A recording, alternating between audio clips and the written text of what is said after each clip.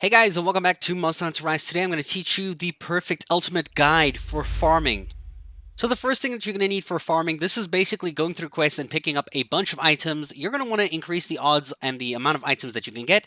So first we're going to craft a special set of armor at the armor smithy. So go to Forge Armor and just go down to the leather. The leather S1, I believe you can unlock these design patterns over here by just using the mercenary missions on those sparkly little quests where there's some of them are sparkly and you can send your mercenaries to get those items, and then you will unlock the blue versions of these where you can purchase them straight up for just money. You don't need any materials. Now the reason why we're picking the leather S1 here is if we press ZR, you can see there is a skill here called Geologist. And if I go through all of them here, you can see Geologist shows up 3 times. Now Geologist is a skill that allows you to gather 1 extra time from bone piles. But if you go to level 2, you can gather an extra time from gathering points. And if you go to level 3, you can gather 1 extra time from mining outcrops. So what we're going to do is we're going to craft a full set of this. Alright, so that's perfect. Now we actually have a nice, decent set here. Let's go have a look at what skills we have available by pressing the plus button, going to our status, pressing ZR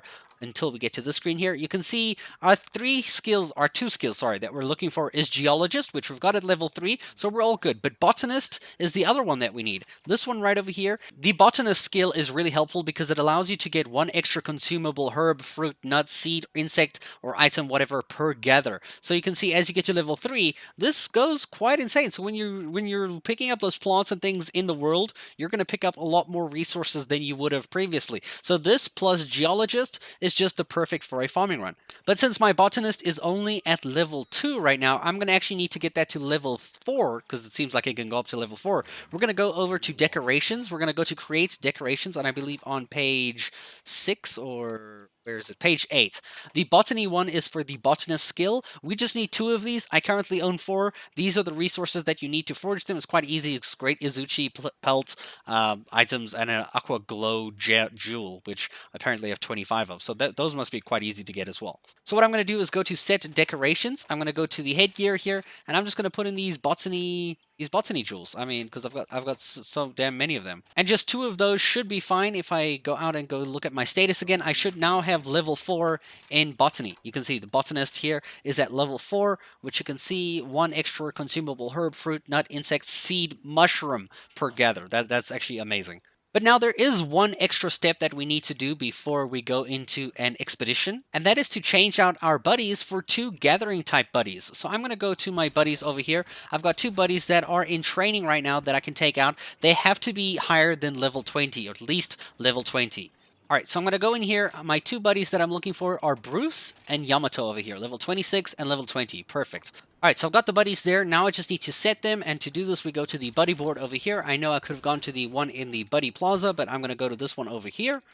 And we go to select buddies. In Rocky's place, we're going to go Palico, and we're going to go select Bruce. And for buddy number 2, we're going to go Palicos, and we're going to select Yamato. My 2 gathering types, as you can see over here, both of them have the final equipped move called Pilfer. And that is a really nice move. Especially if I'm going to be seeing monsters around and I want to do a special technique to farming some monster pods, that Pilfer ability is going to be amazing because they can throw a boomerang at a monster and have a chance to collect monster pods for me just by hitting them with that boomerang. So it's amazing. And you just collect those rewards at the end of the quest.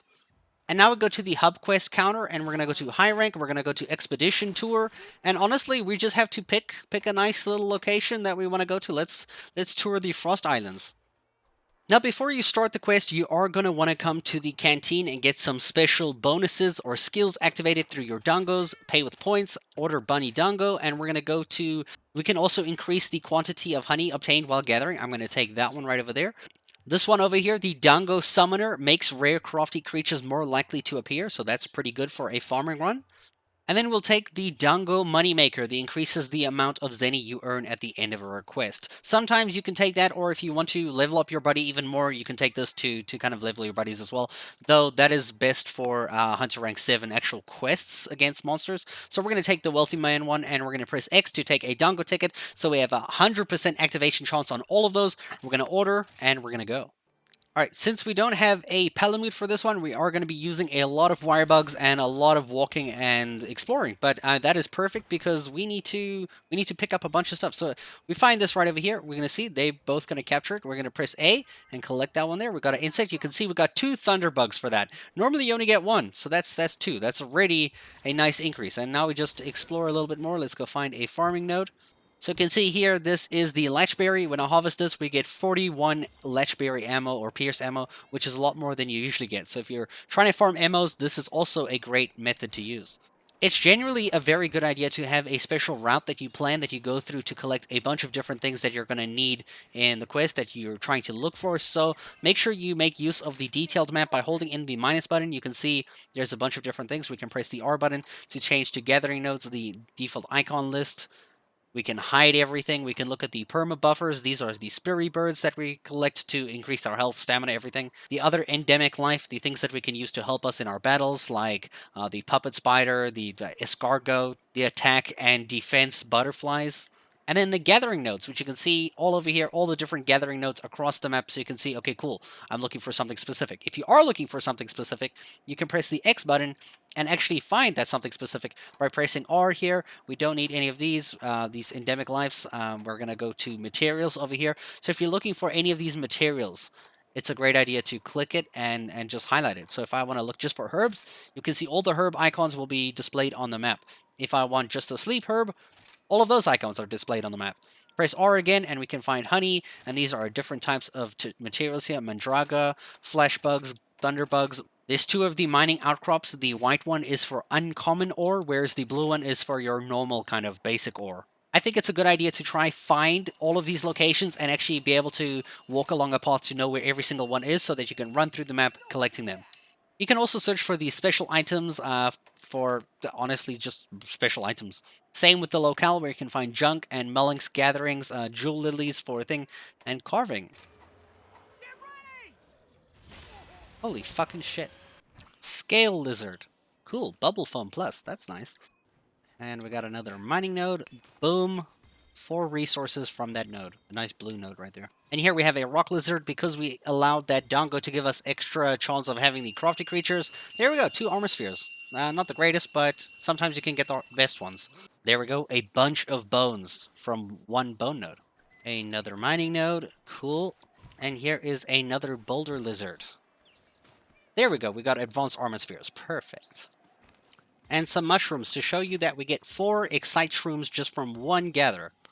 And here is honey. So if we collect this here, we get 5 honey from 1 honey gathering pot. That is amazing.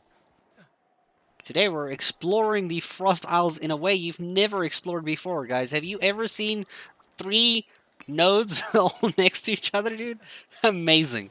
Amazing. This is where you get right at the top of the secret zone of the map. Every map has a kind of secret place where there's a bunch of rare resources. Go to sleep, Mr. Rajang. Go to sleep. And wake up. Boom! Not even wearing the best gear, and I can put him into a rideable state. That is fantastic, dude. Time for a 4-finger discount. Pilfer. They're robbing him, dude. That is when you see the Pilfer happen. So they just robbed the Rajang with the Pilfer ability. Now, to gather monster pods, we're going to be looking for something called a puppet spider. You can actually press X and go to the hunting helpers and look for the puppet spider. Find it on your map. You can see it is right there on my map. Right over here, you can see where I am, that red arrow between the 6 and the 7. There's also that yellow spider icon, and that is a puppet spider. These things are so handy to safely get a monster into wyvern riding state. So what I'm going to do is get the puppet spider out into my inventory, ready to use it, and I'm going to go to the first available monster. Unfortunately, the puppet spider is quite difficult to use in the fact that you have to get near a monster to actually do it. But other than that, it shouldn't be too hard. Like, look, I just do this, and then failed completely. I guess we're doing this the old hardcore way by actually doing wire bug damage to the monster, which, my god, is not the easiest method. If you are using, like, farming gear. Okay, cool. We got him into wyvern riding mode. You can do that. The puppet spider does help. If you basically use the puppet spider next to the monster, it puts them in the state immediately. But he ran off from me the first time, so, yeah, I guess not everything goes to plan, huh? So there's Rajang. I'm going to farm 3 parts from Rajang right over here, nice and easy. All we have to do is attack him, make sure he drops 3 different pieces of gear. That should be 1, I believe. Let's see. Yeah, there's 2. Oh, nope. Dude, firing his laser. And then 3. Now what's nice is if you press Y and launch the monster into the other one, you can set the other monster into a rideable mode, but I unfortunately missed in this case. And then we just put him into rideable state and we ride him. This is how you just keep swapping between monsters and you just keep farming them, dude. When you're done farming, all you have to do is press the plus button, go to the right side where it says quest, and go to complete quest, and it will take you back to the village, and you'll see how much stuff that you got. And you can see I got a bunch of stuff. Items gathered by Palico. Look how many items the Palicos court for me, dude. Like, there is a bunch of shit in here, dude. And that is the ultimate farming guide for Monster Hunter Rise if you're trying to get all different types of items from your expedition tours. I hope you guys enjoyed this video. If you do have any tips that you can add yourself, please leave them down in the comments below, and I'll see you guys in a future video. Thanks so much for watching.